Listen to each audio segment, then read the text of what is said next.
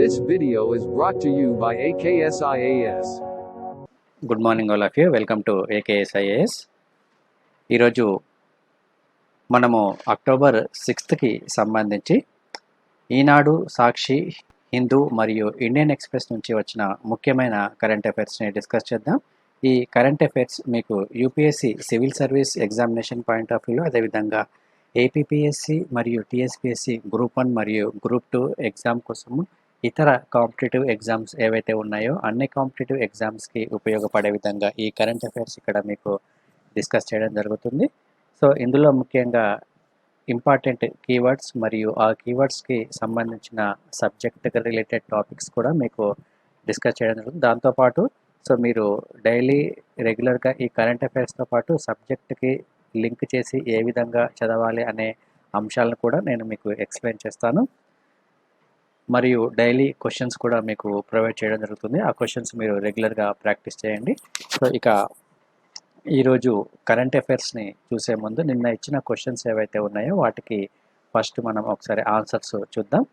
అటల్ టన్నెల్కి సంబంధించి ఈ క్రింది వాటిని పరిశీలించండి అని మనకు ఇక్కడ 3 స్టేట్మెంట్స్ ఇవ్వడం జరిగింది. అయితే ఈ 3 స్టేట్మెంట్స్ని ఒకసారి మనం గమనిస్తే, అటల్ టన్నెల్ అనేది మనకు ఇటీవల వార్తల్లో వచ్చింది.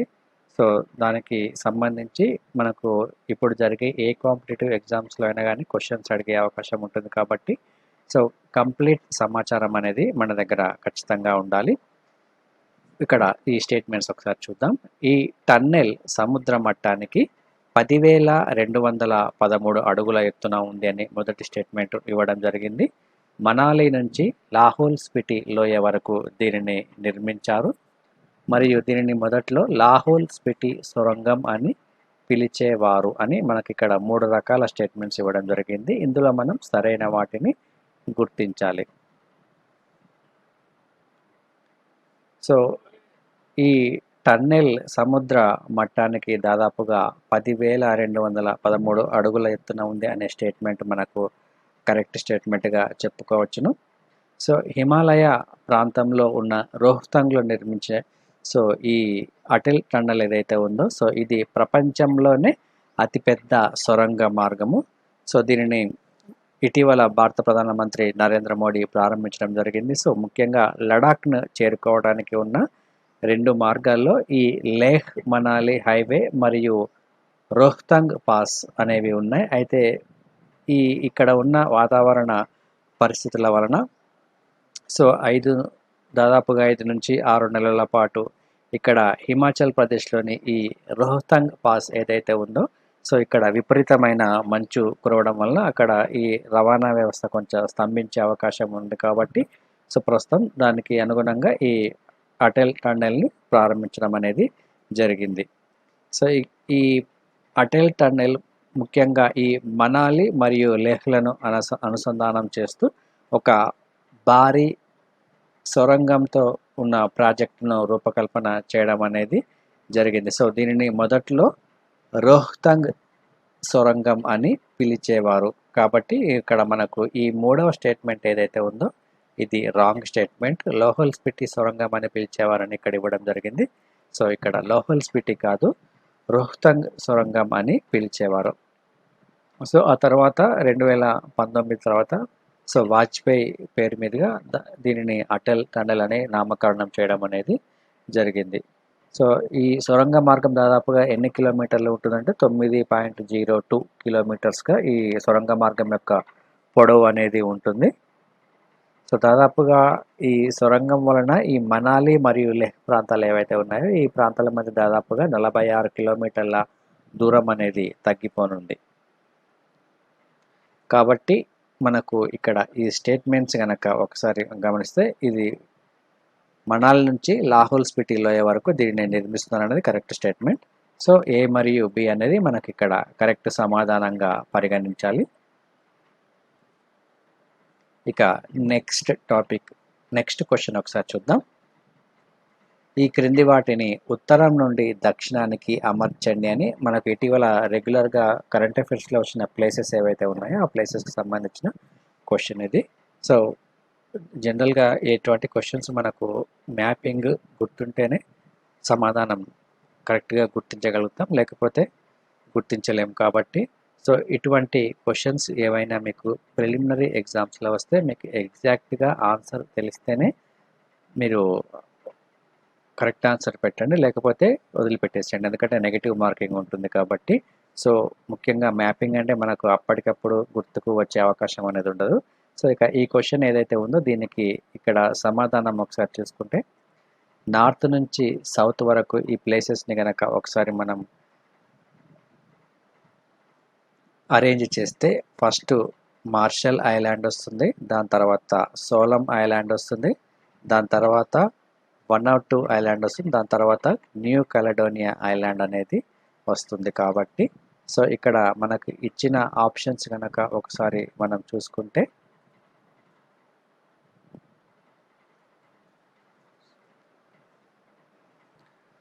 సో ఇక్కడ ఈ మూడవ ఆప్షన్ ఏదైతే ఉందో ఇది మనకు కరెక్ట్ సమాధానం ఇది. సో ఇక మనము ఈరోజు వచ్చిన ముఖ్యమైన కరెంట్ అఫైర్స్ ఒకసారి చూద్దాం. సో మొదటి కరెంట్ అఫైర్స్ మనం ఇక్కడ గమనిస్తే, ఇది జిఎస్టీ కౌన్సిల్ సమావేశం అనేది నిన్న జరిగింది. ఆ జిఎస్టీ కౌన్సిల్ సమావేశానికి సంబంధించిన అంశాలు ఇక్కడ ఇవ్వడం జరిగింది. సో ముఖ్యంగా ఈ కేంద్ర మరియు రాష్ట్రాల మధ్య గత కొన్ని నెలల నుంచి ఈ జిఎస్టీ కంపెన్సేషన్కి అంటే జిఎస్టీ పరిహారానికి సంబంధించి కొంత వివాదం అనేది కొనసాగుతుంది. కొన్ని రాష్ట్రాలు దాన్ని రిజెక్ట్ కూడా చేయడం జరిగింది. గతంలో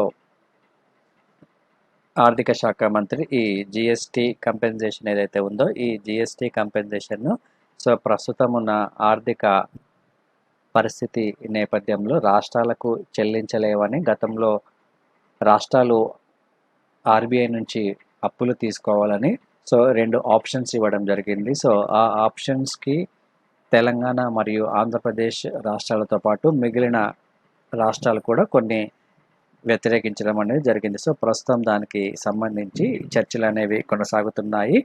సో ఇక్కడ మనకు ఎగ్జామినేషన్ పాయింట్ ఆఫ్ వ్యూలో ముఖ్యంగా గుర్తుంచుకోవాల్సిన అంశాలు కనుక ఒకసారి చూసుకుంటే, goods and services tax GST council గురించి ఒకసారి మీరు చూసుకోండి. దాంతోపాటు జిఎస్టీ కంపెన్సేషన్ దీని గురించి కూడా ఒకసారి మీరు చూసుకోండి. అయితే ప్రస్తుతం ఈ జిఎస్టీ కంపెన్సేషన్కి సంబంధించి కేంద్రము మరియు ఈ రాష్ట్రాల మధ్య కొంత ఘర్షణ వాతావరణం ఉంది అని మనం చెప్పుకోవచ్చు.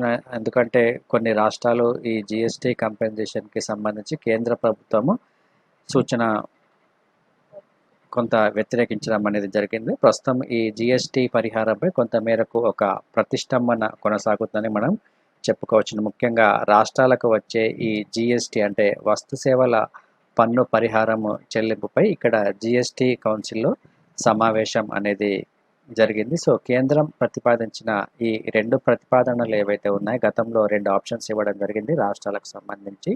సో ఆ రాష్ట్రాలకు సంబంధించి మొత్తం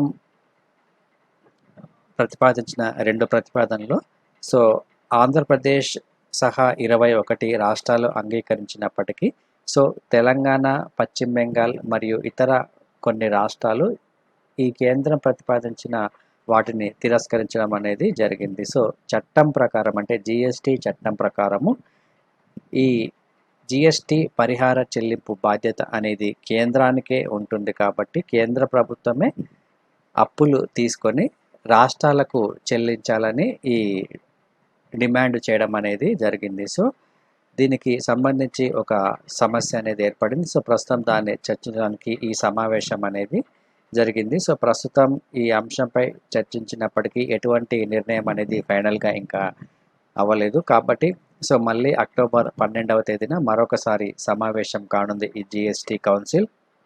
సో దీనికి గల ముఖ్యమైన ప్రధాన కారణం కనుక తీసుకుంటే, ప్రస్తుతం యాక్చువల్గా జిఎస్టీ పరిహారం అనేది కేంద్రము అన్ని రాష్ట్రాలకు ఎవ్రీ మంత్ చెల్లిస్తుంది. అయితే అనుకోని పరిస్థితులు ఏర్పడిన నేపథ్యంలో గత కొంతకాలంలో లాక్డౌన్ ఏర్పడింది. ఆ తర్వాత ఆర్థిక వ్యవస్థ అనేది చాలా వరకు కొంతమేరకు దిగజారిన పరిస్థితి ఉంది. సో ఇటువంటి సందర్భంలో కేంద్రానికి రావాల్సిన ఈ జిఎస్టీ వసూళ్లు ఏవైతే ఉన్నాయో ఆ జిఎస్టీ వసూళ్లకు సంబంధించి చాలా తక్కువగా వసూలు అవ్వడం అనేది జరిగింది. కనుక ప్రస్తుతం రాష్ట్రాలకు ఇచ్చే పరిస్థితి లేనందున సో కేంద్రం ఏం చెప్పిందంటే ఆర్బీఐ నుంచి రుణాలుగా తీసుకోవాలని చెప్పడం జరిగింది. సో దానికి సంబంధించి ఇది బ్యాక్గ్రౌండ్ అనమాట. ఇదొకసారి మీరు చూసుకోండి. సో మీకు ఏంటంటే గతంలో అంటే లాస్ట్ మంత్లో ఈ జిఎస్టీ కౌన్సిల్కి సంబంధించి కేంద్రం ఏం చెప్పింది అనే టాపిక్ మీకు గుర్తుంటేనే ఈ ప్రస్తుతం జరిగే ఈ సమావేశానికి సంబంధించిన అంశాలు మీకు ఈజీగా అర్థమవుతాయి. సో అది గుర్తుండకపోతే ఇది మీకు అర్థం అవ్వదు. కాబట్టి సో బ్యాక్గ్రౌండ్ ఒకసారి మీరు ఖచ్చితంగా చూసుకోండి. సో అయితే ఇక్కడ కేంద్రం కూడా మరొక అంశాన్ని ఇక్కడ చెప్పడం జరిగింది.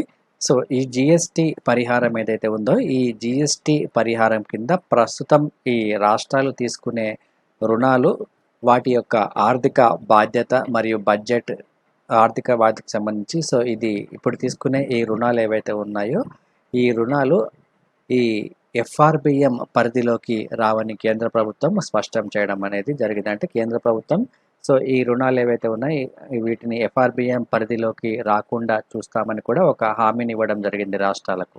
సో ఇది కూడా ఇక్కడ గమనించాల్సిన అంశము ఎఫ్ఆర్బిఎంకి సంబంధించి.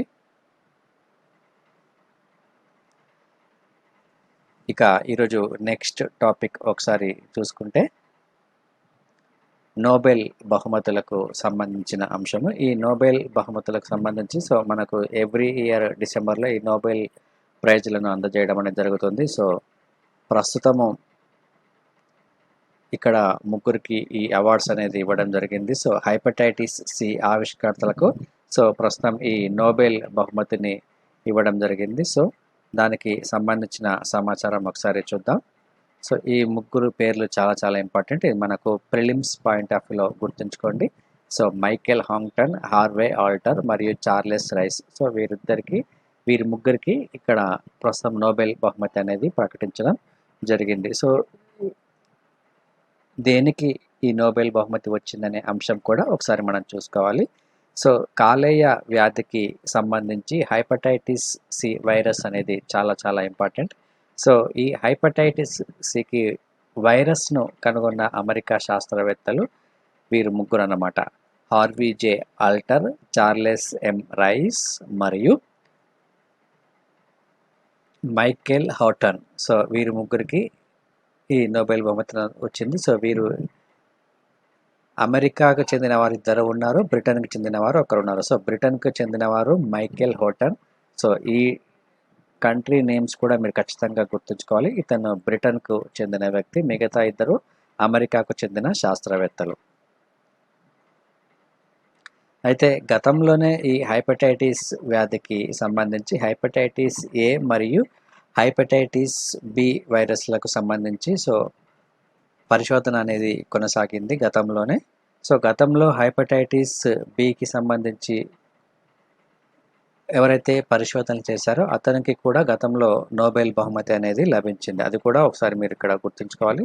సో దానికి సంబంధించి నేను ఇక్కడ మెన్షన్ చేయడం జరిగింది. అతనికి 1976వ సంవత్సరంలో ఈ అవార్డు అనేది లభించింది హెపటైటిస్ బి వ్యాక్సిన్కి సంబంధించి. సో ఇది అంటే ప్రస్తుతం హెపటైటిస్లో ప్రస్తుతం మరొకసారి వీరికి ఈ నోబెల్ బహుమతి అనేది లభించింది 2020వ సంవత్సరానికి సంబంధించి. సో ఏ రంగం అంటే మెడిసిన్ రంగానికి సంబంధించి. సో దీని యొక్క ప్రైజ్ మనీ వచ్చేసి 10 million Swedish crowns prize money ఉంటుంది. సో ఇది కూడా మీరు ఖచ్చితంగా గుర్తుంచుకోవాలి. ప్రైజ్ మనీ అంతా కూడా మనకు ఎగ్జామ్లో అడిగే అవకాశం ఉంటుంది. సో అదేవిధంగా మనకు ఈ జనరల్ సైన్స్ పరంగా కూడా ఒకసారి మనం ఈ టాపిక్ చూసుకోవాలి. హెపటైటిస్ ఏబిసికి సంబంధించి హెపటైటిస్ ఏ అంటే సో ఇది నీరు మరియు ఆహారం ద్వారా వ్యాపిస్తుంది ఈ హెపటైటిస్ ఏ అనేది. సో దీనికి ప్రధానంగా ఈ హెపటైటిస్ ఏ వలన సాధారణ కామెర్లు అనేది రావడం జరుగుతుంది. ఇక హెపటైటిస్ బి మరియు హెపటైటిస్ సి గనక తీసుకుంటే సో ఇది రక్తం ద్వారా వ్యాప్తి చెందడం అనేది జరుగుతుంది. సో సాధారణంగా రక్త మార్పిడి చేసుకున్న సందర్భాలలో ఆరోగ్యవంతుల్లో ఉన్న వారిలో ఈ దీర్ఘకాలిక హెపటైటిస్ అనేది వచ్చే అవకాశం ఉన్నట్లు 1970వ సంవత్సరంలో శాస్త్రవేత్తలు గుర్తించడం అనేది జరిగింది. సో దీనికి గల ప్రధానమైన కారణం వచ్చేసి హెపటైటిస్ ఏ, బిలని ప్రధాన కారణంగా గతంలో చెప్పడం జరిగింది. సో ప్రస్తుతం ఈ హెపటైటిస్ వ్యాధి కారణంగా సో ప్రపంచంలో చాలా వరకు మరణాలు అనేవి సంభవిస్తున్నాయి. ముఖ్యంగా అమెరికా మరియు యూరప్ దేశాలలో ఈ హెపటైటిస్ సికి సంబంధించిన కేసులు చాలా ఎక్కువగా నమోదవుతున్నాయి. సో మరికొంత సమాచారం కనుక తీసుకుంటే ప్రస్తుతం ఈ హెపటైటిస్ వ్యాక్సిన్కి సంబంధించి సో దాదాపుగా ఈ హెపటైటిస్ ఎవరికైతే వస్తుందో హెపటైటిస్ సి సంభవించిన వారికి దాదాపుగా 3 నుంచి 6 నెలల పాటు సరైన చికిత్స అనేది అందిస్తే 90% వ్యాధి నయమయ్యే అవకాశం అనేది ఉంటుంది. ఈ హెపటైటిస్ సికి సంబంధించి ప్రజల్లో మరింత అవగాహన పెంచేందుకు ప్రతి సంవత్సరము జూలై 28వ తేదీన వరల్డ్ హెపటైటిస్ సి డేగా జరుపుకోవడం జరుగుతుంది. ఇది గుర్తుంచుకోండి, జూలై 28వ తేదీ వరల్డ్ హెపటైటిస్ సి డేగా జరుపుకుంటారు. సో ఇక నెక్స్ట్ టాపిక్ ఒకసారి చూసుకుంటే must protect against weaponisation of AI. AI అంటే ఇక్కడ ఆర్టిఫిషియల్ ఇంటెలిజెన్స్ అని గుర్తుపెట్టుకోవాలి. సో రైజ్ అనే ఒక సదస్సు జరిగింది. Responsible AI for social empowerment, raise దీని యొక్క ఫుల్ నేమ్ కూడా గుర్తుంచుకోండి, raise RAISE, raise 2020 summit, responsible artificial intelligence for social empowerment అనే సదస్సు అనేది జరిగింది. సో ఆ సదస్సులో భాగంగా భారత ప్రధానమంత్రి నరేంద్ర మోడీ కొన్ని కీలకమైన వ్యాఖ్యలు చేయడం అనేది జరిగింది. సో ఆర్టిఫిషియల్ ఇంటెలిజెన్స్ అంటే మనం కృత్రిమ మేధ అని తెలుగులో చదువుకుంటాం. ఈ కృత్రిమ మేధను బాధ్యతాయుతంగా వాడుకోవాలని ఈ ఆర్టిఫిషియల్ ఇంటెలిజెన్స్ ఏదైతే ఉందో దీనిని సో ఉగ్రవాదుల చేతిల్లో మరియు సమాజానికి చెడు కలిగించే వారి చేతిలో ఈ ఆర్టిఫిషియల్ ఇంటెలిజెన్స్ ఏదైతే ఉందో సో వారికి ఆయుధంగా మారకుండా సో ప్రపంచాన్ని కాపాడుకోవాల్సిన అవసరం ఉంది అని కూడా ఇక్కడ ప్రధానమంత్రి నరేంద్ర మోడీ వ్యాఖ్యానించడం జరిగింది. సో ఆర్టిఫిషియల్ ఇంటెలిజెన్స్ అనేది ముఖ్యంగా వ్యవసాయ రంగంలోను, అదేవిధంగా పట్టణాల్లో మౌలిక వసతుల కల్పన, విపత్తు సహాయక చర్యలు, సో ఇటువంటి అంశాల్లో చాలా కీలకమైన పాత్ర అనేది పోషిస్తుంది. సో ఇందులో భాగంగానే ప్రభుత్వం ఏం చేస్తుందంటే ఒక నేషనల్ ఎడ్యుకేషనల్ టెక్నాలజీ ఫోరంను కూడా ఏర్పాటు చేయాలని ప్లానింగ్ అంటే ప్రణాళికలు రూపొందిస్తుంది. National educational technology forum to create an education unit to Boost the digital infrastructure, content and capacity. So మన భారతదేశంలో ఈ డిజిటల్ ఇన్ఫ్రాస్ట్రక్చర్కి సంబంధించి మరింతగా మెరుగుపరిచేందుకు ఈ నేషనల్ ఎడ్యుకేషనల్ టెక్నాలజీ ఫోరం అనేది ఉపయోగపడుతుంది. అదేవిధంగా ఈ డిజిటల్ కంటెంట్ ఏదైతే ఉందో డిజిటల్ కంటెంట్ మరియు మన భారతదేశం యొక్క డిజిటల్ సామర్థ్యాన్ని కూడా మెరుగుపరచాలనే ఉద్దేశంతో దీనిని ఏర్పాటు చేసినట్లు ప్రధానమంత్రి ప్రకటించడం అనేది జరిగింది. ఈ నేమ్ ఒకసారి గుర్తుంచుకోండి, national educational technology forum, NETF అంటారు దీన్ని. అదేవిధంగా భారతదేశము ఆర్టిఫిషియల్ ఇంటెలిజెన్స్ను మరింతగా వృద్ధి చేసేందుకు సో గతంలో responsible AI for youth program అనే ఒక ప్రోగ్రామ్ను కూడా కండక్ట్ చేయడం అనేది జరిగింది. అందులో దాదాపుగా దేశవ్యాప్తంగా 11,000 మంది విద్యార్థులు పాల్గొనడం జరిగింది. Responsible artificial intelligence for youth ప్రోగ్రామ్ను కూడా భారతదేశం గతంలో నిర్వహించడం అనేది జరిగింది.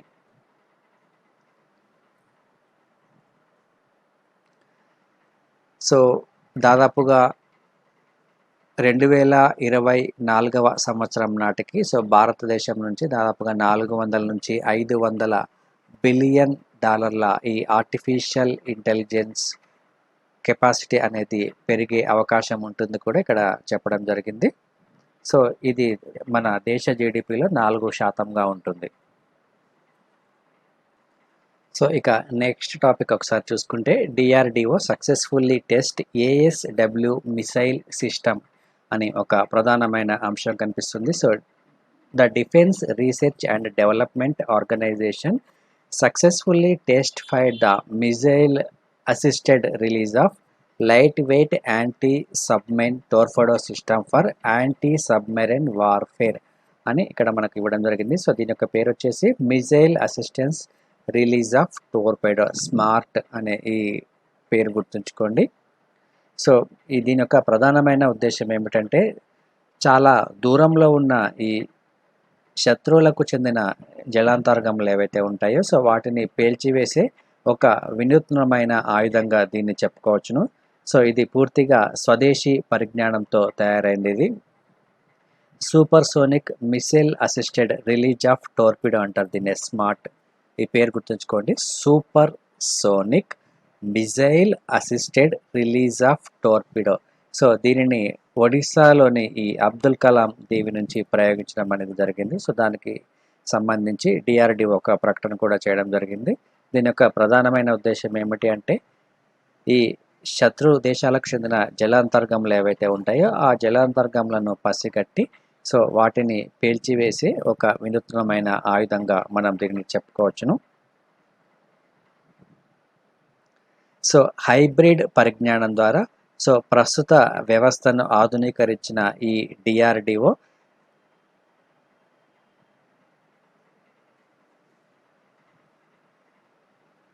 ఒక ఘనతను సాధించిందని మనం చెప్పుకోవచ్చును. దీన్ని స్మార్ట్ అని అంటారు దీన్ని.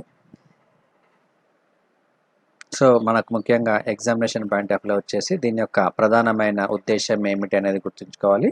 అదేవిధంగా ఇక్కడ ఈ ఫుల్ నేమ్ కూడా ఒకసారి మీరు గుర్తుంచుకోండి.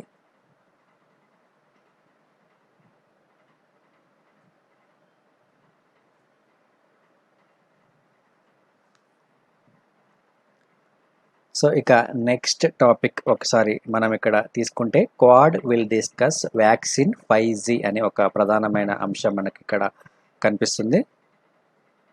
సో క్వాడ్ కంట్రీస్కి సంబంధించి గతంలో నేను చాలాసార్లు చెప్పడం జరిగింది. ఈ సమావేశం అనేది మనకు ఈ నెలలో కొనసాగుతున్నది. సో క్వాడ్ కంట్రీస్ అంటే మనకు ఏ కంట్రీస్ ఉంటాయి, సో అది మనకు ఫస్ట్ తెలవాలి. అమెరికా, ఆస్ట్రేలియా, జపాన్ మరియు భారత్. సో ఈ 4 దేశాల ప్రతినిధుల సమావేశం అనేది ప్రస్తుతం కొనసాగుతుంది. ఇందులో భారతదేశం నుంచి so external affairs minister S Jaishankar అనే ఈ సమావేశానికి హాజరు కానున్నారు. సో భారత విదేశీ వ్యవహారాల శాఖ మంత్రి జయశంకర్తో పాటు అమెరికా, ఆస్ట్రేలియా, జపాన్ ప్రతినిధులు ఈ సమావేశానికి హాజరవుతున్నారు. సో చైనా యొక్క ప్రాబల్యం ఈ దక్షిణ చైనా సముద్రము మరియు ఇండో పసిఫిక్ రీజియన్లో చైనా యొక్క ప్రాబల్యాన్ని తగ్గించడానికి, అదేవిధంగా దానిని అడ్డుకోవడానికి, అదేవిధంగా సేమ్ ఐడియాలజీ ఉన్న దేశాలతో కలిసి ఒక స్వేచ్ఛ, పారదర్శకత ఇండో పసిఫిక్ కార్యక్రమ నిర్వహణ కోసము మరియు కరోనా వైరస్ ప్రభావము వంటి అంశాలపై ఈ సమావేశంలో చర్చించనున్నారు. దాంతోపాటు ఈ 5G అంశానికి కూడా ఇందులో ప్రాధాన్యత అనేది ఉంది ఈ చర్చలకు సంబంధించి. సో ఈ చర్చలు అనేవి ప్రస్తుతం ఈరోజు కొనసాగుతున్నాయి. ఇక్కడ క్వాడ్ కంట్రీస్ అనేది మనకు చాలా చాలా ఇంపార్టెంట్. క్వాడ్రిలేటరల్ అంటారు దీన్నే మనము. సో దీనికి సంబంధించి ఈ ఇండో పసిఫిక్ రీజియన్ మరియు దక్షిణ చైనా సముద్రం ఏదైతే ఉందో ఆ సముద్ర ప్రాంతాలలో ఉన్న విదేశీ వాణిజ్యాన్ని మరింతగా మెరుగుపరచుకోవడానికి, అదేవిధంగా ఈ దేశాల మధ్య సంబంధాలను మరింతగా మెరుగుపరుచుకునే విధంగా ఈ సమావేశం అనేది కొనసాగుతుంది. ఇక నెక్స్ట్ టాపిక్ కనుక ఒకసారి చూసుకుంటే explain action on Kamath panel report అనే ఒక అంశం ఇక్కడ ఇవ్వడం జరిగింది. సో ఇది కూడా ఒకసారి మనం చూసుకోవాలి. ఇది చాలా చాలా ఇంపార్టెంట్ ఎగ్జామినేషన్ పాయింట్ ఆఫ్ వ్యూలో. సో ఇక్కడ ఈ రుణాల పునర్వ్యవస్థీకరణపై కామత్ కమిటీ సిఫారసులు ఏవైతే ఉన్నాయో సో వాటిని, అదేవిధంగా రుణ మారటోరియం ఏదైతే ఉందో సో ఈ రుణ మారటోరియంపై ఇప్పటి వరకు విడుదల చేసిన అన్ని ఉత్తర్వులను మరియు వివిధ ప్రకటనలను తమ ముందు ఉంచాల్సిందిగా రిజర్వ్ బ్యాంక్ ఆఫ్ ఇండియా మరియు కేంద్ర ప్రభుత్వాలని సుప్రీంకోర్టు ఆదేశించడం జరిగింది. సో ఆల్రెడీ ఈ కేసు అనేది మనకు గత కొంతకాలం నుంచి విచారణ అనేది కొనసాగుతుంది. ఈ మారటోరియము మరియు రుణాల పునర్వ్యవస్థీకరణకు సంబంధించి సో ఈ కరోనా వైరస్ సందర్భంగా ఈ లాక్డౌన్ కొనసాగించిన నేపథ్యంలో సో చాలా కంపెనీస్ అనేవి మూతపడ్డాయి. సో ఇటువంటి సందర్భాల్లో ఈ ఈఎంఐలకు సంబంధించి మారటోరియాన్ని విధించడం జరిగింది. దీనిని 6 నెలల పాటు కొనసాగించడం జరిగింది. సో మొదట్లో దీనిని 3 నెలలుగా ప్రకటించినప్పటికీ ఆ తర్వాత ఆర్థిక పరిస్థితులు మరింతగా మెరుగుపడినందున మరికొన్ని 3 నెలల పాటు ఈ మారటోరియం కాల పరిమితి ఏది ఉందో దాన్ని పొడిగించడం జరిగింది. అయితే దానికి సంబంధించి ఈ వడ్డీ అంశం ఏదైతే ఉందో చక్రవడ్డీ అనే అంశము, ఆ వడ్డీకి సంబంధించి కొంతమంది సుప్రీంకోర్టును ఆశ్రయించడం అనేది జరిగింది. సో దానికి సంబంధించి ఈ విచారణ అనేది కొనసాగుతుంది. సో అందులో భాగంగానే ఈ కామత్ కమిటీని కూడా నియమించడం జరిగింది రుణాల పునర్వ్యవస్థీకరణకు సంబంధించి. ఈ కమిటీ పేరు గుర్తుంచుకోండి, ఎగ్జామినేషన్ పాయింట్ ఆఫ్ వ్యూలో చాలా చాలా ఇంపార్టెంట్. సో ఈ కమిటీ ఏవైతే సిఫారసు చేసిందో ఆ సిఫారసులను, అదేవిధంగా ఆల్రెడీ ఈ మారటోరియం ఏదైతే ఉందో ఆ మారటోరియానికి సంబంధించి కేంద్ర ప్రభుత్వం అనేక ఉత్తర్వులను జారీ చేయడం జరిగింది, వివిధ ప్రకటనలు కూడా చేయడం జరిగింది. సో వాటిని కలిపి సుప్రీంకోర్టు ముందు ఉంచాలని కేంద్ర ప్రభుత్వానికి మరియు రాష్ట్ర ప్రభుత్వాలకు ఆదేశాలు జారీ చేయడం అనేది జరిగింది.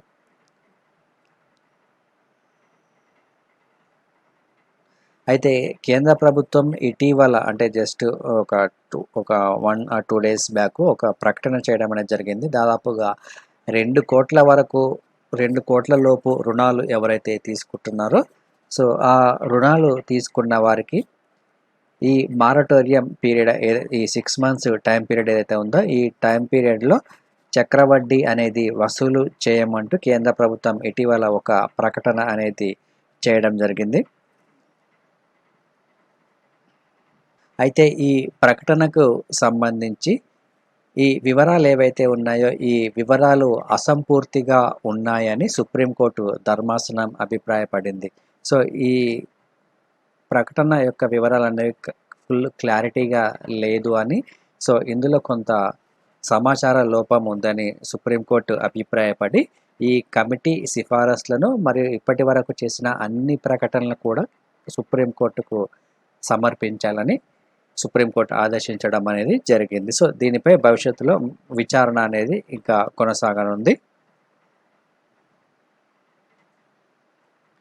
సో ఇక నెక్స్ట్ టాపిక్ గనక ఒకసారి చూసుకుంటే, సో తెలంగాణ మరియు ఆంధ్రప్రదేశ్ రాష్ట్రాల మధ్య కృష్ణా మరియు గోదావరి జలాలకు సంబంధించి నీటి వివాదం అనేది కొనసాగుతుంది. అందులో భాగంగానే ఈరోజు అపెక్స్ కౌన్సిల్ అనేది మీటింగ్ కొనసాగుతుంది. సో ప్రస్తుతం తెలంగాణ నుంచి ముఖ్యమంత్రి కేసీఆర్, అదేవిధంగా ఆంధ్రప్రదేశ్ నుంచి ముఖ్యమంత్రి వైఎస్ జగన్మోహన్ రెడ్డి ఈ అపెక్స్ కౌన్సిల్ మీటింగ్లో పాల్గొనున్నారు. ఇందులో కేంద్ర జలశక్తి మంత్రి గజేంద్ర సింగ్ షెకావత్ దీనికి చైర్మన్గా ఉంటారు ఈ అపెక్స్ కౌన్సిల్కి. సో ప్రస్తుతం ఈ ఇరు రాష్ట్రాల మధ్య వివాదాస్పదమైన ప్రాజెక్టులు, అదేవిధంగా కృష్ణా మరియు కృష్ణా జలాల బోర్డుకు సంబంధించి చర్చ అనేది ఈ అపెక్స్ కౌన్సిల్ మీటింగ్లో కొనసాగుతుంది. సో ఇరు రాష్ట్రాల నుంచి తమ యొక్క వాదనలను ఈ అపెక్స్ కౌన్సిల్ ముందు ఉంచనున్నారు. దానికి సంబంధించి సో ఈరోజు మీటింగ్లో ఏమేమి డిస్కస్ చేసుకుంటున్నారో సో అది మనము ఒకసారి రేపు చూద్దాం. అయితే మీరు ఈ అపెక్స్ కౌన్సిల్ గురించి ఆల్రెడీ మీకు ఎక్స్ప్లెయిన్ చేయడం జరిగింది. ఆంధ్రప్రదేశ్ రాష్ట్ర పునర్వ్యవస్థీకరణ చట్టం ప్రకారము ఈ అపెక్స్ కౌన్సిల్ని ఏర్పాటు చేయడం జరిగింది అని, సో దీనికి సంబంధించి ఒక బోర్డును కూడా ఏర్పాటు చేశారని గతంలో ఆల్రెడీ మీకు చెప్పడం జరిగింది. సో ఆ బ్యాక్గ్రౌండ్ ఒకసారి మీరు ఖచ్చితంగా చూసుకోవాలి. అందులో సెక్షన్ కూడా చాలా చాలా ఇంపార్టెంట్. ఈ ఆంధ్రప్రదేశ్ పునర్వ్యవస్థీకరణ చట్టం ఏదైతే ఉందో ఆ పునర్వ్యవస్థీకరణ చట్టానికి సంబంధించి కూడా ఒకసారి మీరు చూసుకోండి. సో ఈ ప్రస్తుతం పోలవరం ప్రాజెక్టు, అదేవిధంగా ఈ శ్రీశైలం జల విద్యుత్ ప్రాజెక్టుకి సంబంధించి, అదేవిధంగా తెలుగు గంగా, ఎస్ఆర్బిసి మరియు గాలేరు నగరి మరియు ఈ కేసీ కెనాల్ ప్రాజెక్టులకు సంబంధించి, అదేవిధంగా రాయలసీమలో నిర్మిస్తున్న నూతన ప్రాజెక్టులు ఏవైతే ఉన్నాయో ఆ నూతన ప్రాజెక్టులకు సంబంధించి సో తెలంగాణ ప్రభుత్వం కొంత మేరకు అభ్యంతరాలు తెలిపిన నేపథ్యంలో ఇరు రాష్ట్రాల మధ్య ఈ వివాదం అనేది రాకుండా ఈ అపెక్స్ కౌన్సిల్ భేటీ అనేది కొనసాగుతుందని మనం చెప్పుకోవచ్చును. సో దీని ప్రకారము ఎటువంటి నిర్ణయం తీసుకుంటుందో మనము వెయిట్ చేయాలి. అదేవిధంగా కృష్ణా బోర్డు పరిధి గురించి కూడా ఇందులో ముఖ్యంగా చర్చించనున్నారు. సో ఆంధ్రప్రదేశ్ రాష్ట్రము విభజించబడి దాదాపుగా 6 సంవత్సరాలు పూర్తవుతున్నప్పటికీ ఈ కృష్ణా బోర్డు యొక్క పరిధి ఏదైతే ఉందో ఆ పరిధి ఇప్పటి వరకు డిసైడ్ కాలేదని, సో దాని మీద ఎటువంటి నిర్ణయం తీసుకోలేదని కూడా ఈ చర్చల్లో కొనసాగనుంది. ఇక ఇరు రాష్ట్రాల సరిహద్దులకు సంబంధించి ప్రాజెక్టులు ఏవైతే ఉన్నాయో ఆ ప్రాజెక్టుల నీటి పంపకాలకు సంబంధించి కూడా చర్చ అనేది కొనసాగుతుంది. సో ఒకసారి చూద్దాం రేపు ఈ డిస్కషన్లో ఏమొస్తుందో. ఇక నెక్స్ట్ టాపిక్ ఒకసారి చూసుకుంటే గ్రామాల్లో ఇంటింటికి కుళాయి కలెక్షన్లు అనే ఒక ప్రధానమైన అంశం కనిపిస్తుంది. ఇది ముఖ్యంగా ఆంధ్రప్రదేశ్ రాష్ట్రానికి సంబంధించిన అంశం ఇది. సో గ్రామీణ ప్రాంతాలు ఏవైతే ఉన్నాయో అక్కడ ఈ మంచినీటి కుళాయిలను ఏర్పాటు చేసే నిమిత్తము 4,800 కోట్లను ఆంధ్రప్రదేశ్ రాష్ట్ర ప్రభుత్వము విడుదల చేయడం అనేది జరిగింది. ఇందులో మనకు ముఖ్యంగా కేంద్ర ప్రభుత్వ పథకం గురించి ఒకసారి మనం చెప్పుకోవాలి. జల జీవన్ మిషన్ అనే పథకము. ఈ జల జీవన్ మిషన్ అనే పథకంలో భాగంగా సో దేశంలో ఉన్న అన్ని గ్రామీణ ప్రాంతాలలో ప్రతి ఇంటికి నల్ల కనెక్షన్ ఇవ్వాలి అనే ఉద్దేశంతో ఈ పథకాన్ని ప్రారంభించడం అనేది జరిగింది. ఈ పథకంలో భాగంగా కేంద్ర ప్రభుత్వం 50% నిధులను రాష్ట్రాలకు ఇవ్వడం జరుగుతుంది. సో ప్రస్తుతం తొలి దశలో 32 లక్షల ఇంటికి ఈ నల్ల కనెక్షన్స్ అనేది ఇవ్వడం జరిగింది ఆంధ్రప్రదేశ్ రాష్ట్రంలో.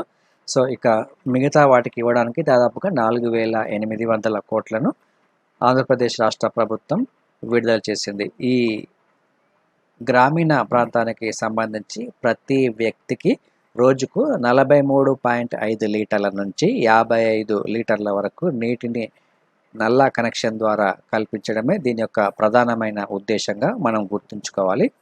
సో ఇది స్కీమ్కి సంబంధించి అదేవిధంగా ఎకానమీ పాయింట్ ఆఫ్ వ్యూలో ఆంధ్రప్రదేశ్ ఎన్ని కోట్లు కేటాయించినది కూడా మనం గుర్తుంచుకోవాలి. సో మనకు రేపు నెక్స్ట్ ఇయర్ వచ్చే ఎకానమిక్ సర్వేలో కూడా ఈ అంశం అనేది వస్తుంది, ఖచ్చితంగా వస్తుంది. ఇక నెక్స్ట్ ఏపీఎస్ఆర్టీసీకి కౌశలాచార్య అవార్డు అని ఒక అంశం ఇక్కడ ఇవ్వడం జరిగింది. సో 2020వ సంవత్సరానికి గాను కౌశలాచార్య అవార్డు అనేది ఏపీఎస్ఆర్టీసీ దక్కించుకుంది. సో దీనిని ఇచ్చేది ఎవరంటే ministry of skill development and entrepreneurship ఈ అవార్డుని ఇస్తుంది, కౌశలాచార్య అవార్డుని. సో ఏపీఎస్ఆర్టీసీ దాదాపుగా 5,000 మందికి ఉపాధిని కల్పించిన సందర్భంలో ఈ అవార్డు అనేది ఇవ్వడం జరిగింది. ఇక నెక్స్ట్ అంశము భారత్ సేవారత్న పురస్కారము. ఇది మహాత్మా గాంధీ భారత్ సేవారత్న పురస్కారము. దీన్ని తీసుకుంది ఎవరు అని మనకి ఎగ్జామ్లో అడిగే అవకాశం ఉంటుంది. So Gandhi king foundation managing trustee professor Gollanapalli ప్రసాద్కు ఈ పురస్కారం అనేది లభించింది. ఇతని ట్రస్ట్ పేరు వచ్చేసి Gandhi king foundation managing trust. So ఈ పేరు గుర్తుంచుకోండి ఎవరికి ఈ అవార్డు వచ్చింది అనేది.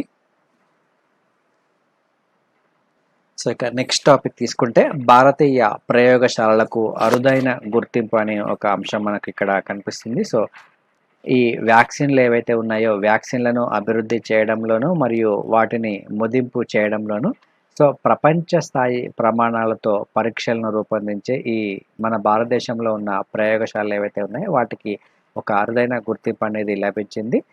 The translation health science and technology institute ఏదైతే ఉందో ఇది COVID-19 వ్యాక్సిన్లకు సంబంధించి ప్రపంచ స్థాయి కేంద్రీకృత మదింపు ప్రయోగశాలగా అదేవిధంగా అంటువ్యాధుల సన్నద్ధత ఆవిష్కరణల కూటమి గుర్తించడం జరిగింది. ఇది గుర్తుంచుకోండి. ఇది ఎక్కడ ఉంది అంటే ఫరీదాబాద్లో ఉంది. The translation health science and technology institute.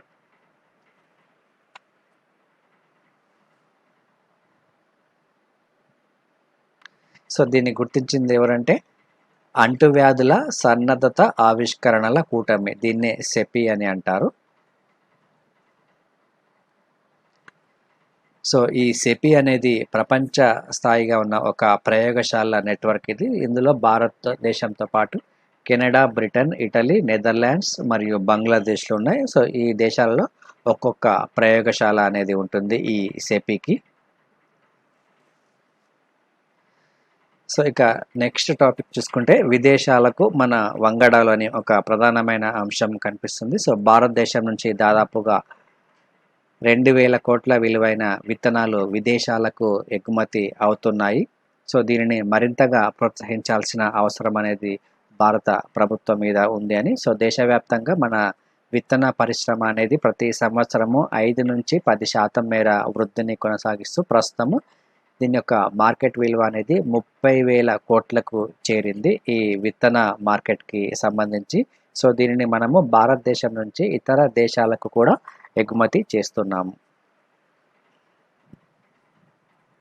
So ఇందులో ఈ కూరగాయల విత్తనాలకు సంబంధించి 3,000 కోట్లుగా ఉంటే మొత్తం ఎగుమతులు కనుక చూసుకుంటే దాదాపుగా 2,000 కోట్ల మేర ఎగుమతులు అనేవి ఇక్కడ ఉన్నాయని ఇక్కడ ఈ అంశంలో మనకి ఇక్కడ చెప్పడం జరుగుతుంది.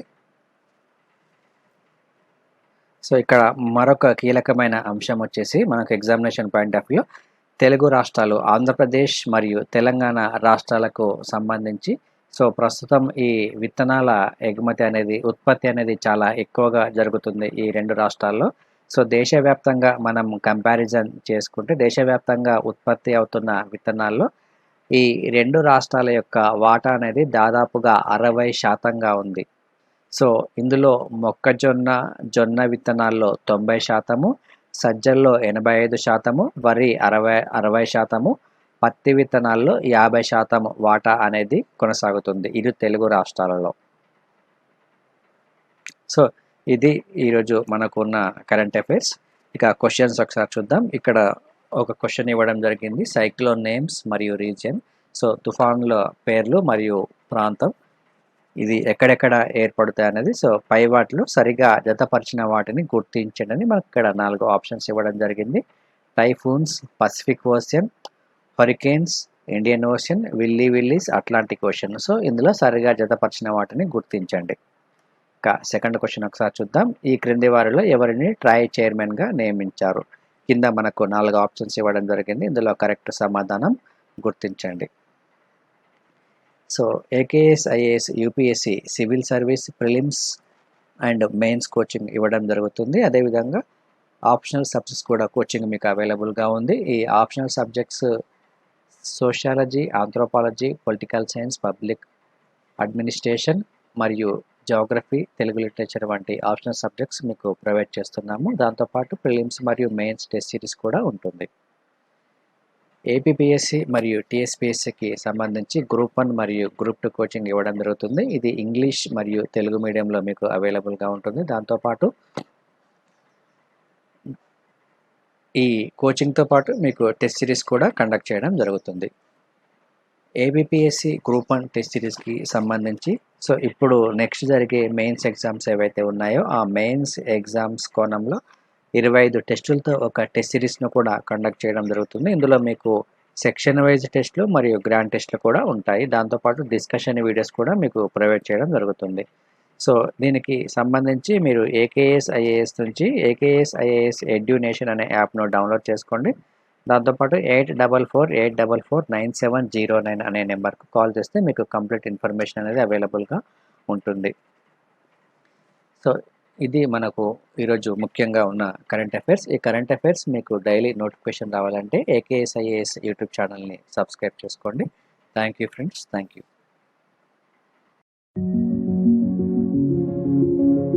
This video is brought to you by AKSIAS.